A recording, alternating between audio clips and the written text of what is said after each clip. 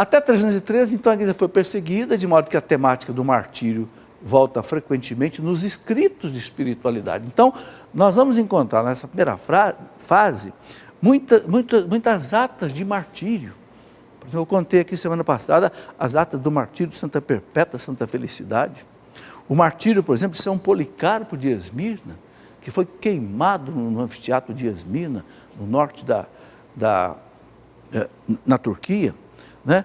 Depois houve aquela legião Tebeia, 40 oficiais, soldados e oficiais do Império Romano, que foram todos martirizados porque não quiseram queimar incenso aos deuses romanos. Então, o martirológio desses 3 primeiros séculos é cheio de narrativas de mortos de cristãos desse jeito. Ok? Então, foi um tipo de espiritualidade. Depois, ao lado deste tema, ressoa o da vida una ou indivisa como resposta ao anúncio de que chegou o reino de Deus sob a forma de semente. Então, aí começa a surgir, né, nesse primeiro século, o conceito de reino de Deus que se expande pelo mundo. Os cristãos começam a ter essa noção mais exata do que o Cristo veio trazer. Pode passar. Bom, aí vamos ter figuras importantíssimas nesses primeiros tempos. Então, os apóstolos, eles foram os grandes iniciadores da espiritualidade. É só a gente ler as cartas de São Pedro, São Paulo, São João, né, a gente já vê. Os grandes papas, olha, basta dizer que até o ano 313, quando houve a perseguição aos romanos, quando acabou a perseguição aos cristãos, os 33 primeiros papas foram martirizados. Olha o tipo de espiritualidade que a igreja vivia. Eram martirizados nas catacumbas, eram martirizados nos coliseus. Depois de chamados padres apostólicos. Quem eram os padres apostólicos? Aqueles que ouviram os apóstolos. Por exemplo, São Policarpo de Esmirna foi discípulo de São João.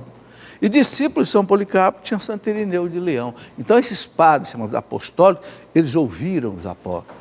São Clemente, o 4º Papa, por exemplo, do ano 94, foi discípulo de São Paulo. São Paulo fala de Clemente na carta aos Filipenses. Então, aí a gente vê a marca que eles deixaram, né? Os santos, os chamados confessores da fé, que eu já expliquei, é aqueles que estavam presos aguardando o martírio porque não queriam prestar culto aos deuses. Os padres apologetas são aqueles que eram homens cultos da igreja que muitas vezes escreviam até para os imperadores, né? Escreviam os chamados apologeticum. O que é apologética? É a defesa da fé cristã. Então, muitos deles escreviam para os imperadores. Por que uma mãe, por exemplo, do imperador Santa Helena se converte? Por quê? Porque o cristianismo foi entrando nos palácios, nos quartéis. Por que 40 soldados de Tebas, a tal legião Tebeia, por que 40 foram martirizados? Soldados. Não é? Por quê? São Sebastião era um soldado, um capitão do exército romano. Porque o cristianismo foi entrando nos quartéis, foi entrando nos palácios, foi entrando na sociedade. Por quê? Porque os cristãos faziam apologética, ou seja, eles defendiam a fé cristã.